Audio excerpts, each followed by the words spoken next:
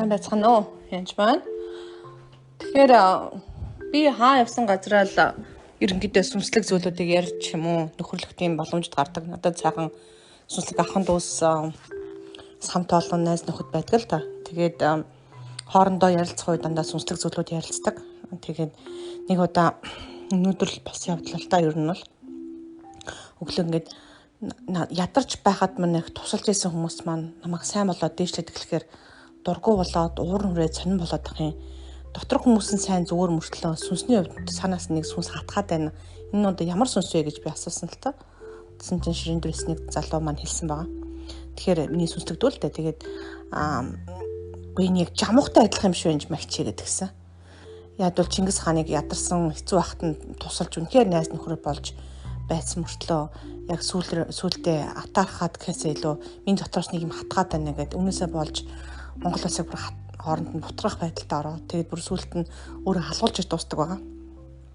Тэгээ уг нь бол нөхөрлөөд найзлаад үлдэх боломж байсан боловч таргаан бутрахах тийм аюултай. Тэгсэн мөртлөө Чингис үнэхээр Тэмүүжинд үнэхээр хайртай байсан. Тэдгэр хүмүүс. Тэгэхээр тийм сүнслэг хүмүүс бас сүнсний ахын дотор сүнслэг тийм христиан тийм итгэгч нар бас байна. Тэгээд дотор нь хичнээн ариун сүнсээс гадна өөр сүнс ажиллаж байгаа гэдэг нь тодорхой л доо. Яагаад вэ гэх юм бол Христ бол өөрөө тэгж хэлдэггүй. Христ бол бидний сайн байгаасаа бидээс илүү зүйл хийгээсэй гэж хүсдэг байгаа. Яагаад гэх юм бол Иохан 14:12-ыг харъя. Үнээр би та нарт хэлье. Надад итгэдэг хүн миний хийдэг ажлуудыг бас хийх бөгөөд эдгээрээс агуу ажлуудад хийх болно. Яагаад гэвэл би эцэгтэй очно гэж. Яагаад би эцэгтэй очно ариун сүнс ирнэ. Ариун сүнстэй хамт танд илүү агуу ажлуудыг хийх шүү дээ гэж хэлж байгаа. Тэр Иесус тэрэнд бас хийнэ гэж бүр амласан байгаа. Та надаас илүү гарахгүй шүү дээ энэ гэж ерөөсөө хэлээгүй л дээ. Тэгэхээр ер нь би багшийнхаа хувьд шамдар маань илүү байвал эсвэл зааж сургаж байгаа хүмүүс мань дуудлагаа дагуу бүхний дуудсан дуудлагын дагуу сайн амжилт байвал үнэхээр талархдаг. Тэгэхээр тэгэхгүй байгаа хүмүүс яг ямар сүнс ажиллаж байгааг би асуусан л та. За нэрээ жамуухтай адилхан байна шүү. Жамуухын дотор ямар сүнс байсан бэ? Тэгээ би эзнээс асуусан. Цаана яг ямар сүнс байсан бэ гэж атаархдаг сүнс юм уу гэхээр яг үнэндээ өөрөөс нь илүү байгаа. Амьдралын үеч илүү мөртлөө одоо яг Америк дээрээ тарахад бол тэр хүмүүс ингээд Африк хүмүүс ингээд туслаад байгаа байхгүй. Нөгөө хүмүүс нь ч гэсэн ингээд ядуу ядарсан очоод ингээд мөнгө аваад сурчсан. Нөгөө талдаа нөгөөдөл нь ч гэсэн өгжээж капта тэгээд байгаа. Нөгөө хүмүүс өндөгөөд босоод өглөнгүүт ургуулчихж байгаа. Тэгэхээр энэ ямар сүнс вэ гэж эзнээс би асуусан л та. Энэ бол боолчлын Изабелийн дор ажилладаг тийм сүнсүүд байна. Тэгэхээр Изабелийн сүнс бол хүн дотор байдаггүй л дээ. Дээр ноёрхдаг сүнсүүд. Ноёрхдаг тийм одоо дарга сүнс гэх юм уу та. Тэгэхээр тэгвэл доор нь бас даргачийн дор олон ажилтан албан хаагч ажиллаж байгаа л да сүнсний хувьд. Тэгэхээр хүнийг боолчилж иж дотор нь тэнд бас Гитлерийн сүнс уртал ордог. Гитлер шиг. Яг Гитлер гэдэг хүн бол өөрөө зүгээр байсан шүү дээ. Хүн нь бол дотор нь ямар сүнс эвгүй сүнс ажиллаж олон хүнийг одоо боолчилж өчнөө чөтгөрийн ажлууд хийсэн баг. Тэгэхээр боолчилж санаа амарч байгаа. Дарангуулж санаа амарч байгаа. Дээрэс нь тодорхой хэмжээ жоохон мөнгө өгөөл нэг үлгэн жилбэн байлгаал тэгээд алдаг баг. Америкчууд яг энийг бас native American буюу одоо Америкийн интээжүүдээр хийсэн баг. Алаад тэмцэлдээд барахгүй болохоор нь жоохон мөнгө өгөөд бити ажил хий, юуч бити ажил хийгээл тэгэл нөгөө мөнгө авч байгаа ажил хийхгүй байгаа хүн чинь яг үлээ тэмцэлдэхээ болчихж байгаа юм. Тэгээд тижээгээд нэгсэндээ доороо байлгаа тижээж явах сонирхолтой. Тийм тижээвэр хураг шиг байлгах сонирхолтой. Тэгэхээр бид нар яг тижээвэр хураг бол биш л дээ. Бид өсөж том болох ёстой гэж сүнсээр өсөж том болох явдал маш чухал. Тэгтээ хоньныхаа ашигнаас гараад Иесусээс гараад явчихна бол гэсэн үг бол биш. Сайн харах юм бол Луг 6-ын 40-ыг харъя. Шавн гэж байгаа дагалдагч нь гэж хэлж байгаа шүү яг цагаад л орчуулахаар.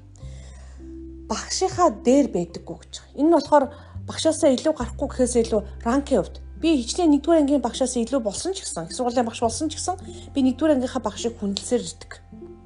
Миний хувьд тэр чинь багш.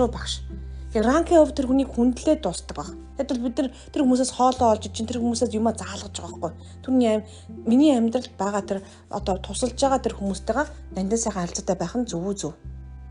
Харин нөгөө багш нь 1-р ангийн багш нь хүүхд том болоод яасан чи одоо юу байгаа, юу вэ, чи хизээ хийм байснаа мартсан уу өнтер гэдэг юм уу. Чи ингээд ядуул байж явах ёстой өнтер гэж хэлээвэл тэр нь бол буруу. Яг бол харин бүрэн суралцсныхаа дараа хүн бүр багш шигэ болно гэж. Луг 6:40 дээр. Тэгэхээр юу ярьж байна гэхээр энэ хоёр хоорондоо зөрчилдөг үг юм шиг боловч тийм биш. Рангийн хувьд бол үнэхээр багшаасаа явуулаа. Бид хизээч Есүсээс илүү гарахгүй ч рангийн хувьд. Тэр үнэхээр тэргүүн тахилж бол бид тэргүүн тахилж болохгүй байхгүй. Би зүгээр тахилчид болох уу болно. Харин тэргүүн тахилчийн албан тушаал Есүст өгөгдсөн. Бурханаас. Тэгэхээр бид хизээч тэргүүн тахилж болохгүй. Андуурч болохгүй. Бид Левай бид тахилчид болох уу болно. Бид тахилчид болно. Харин хизээч тэргүүн тахилж болохгүй. Харин Иесусийн хийдэг шиг юмнуудыг энэ дэлхий дээр бид нар хийх боломж болов уу? Байгаад бол ариун сүнстэй хамт хийх үед. Тэгэхээр ийм одоо үгдгийн биднийг доошоо ороод байгаасаа гэж хүсдэг тийм сүнсэл хүч сорж байгаа тэр сүнсүүд бас.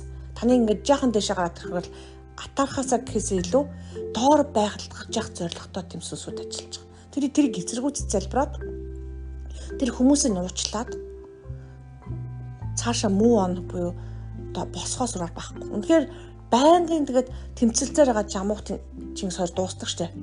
Насаараа тэр сүнс байсан бол хөөчих байсан баг. Тэр хөөгд үнэхээр явахгүй бол та өөрийнхөө дуудагдсан дуудлагын дагуу явхаас аргагүй байдалд заримдаа ордог баг. Тэр өндийж босгот чинь садаа болж дарлаж байгаа сүнстэй тийм хүмүүстэй бас залбирахтаа нөхрөлтөө бас болгоомжтой байгаараа тас өөртөө хортчууд за тэр хоронд нь. Тийм учраас тэр хүмүүсийн төлөө залбирая эзэм нэ.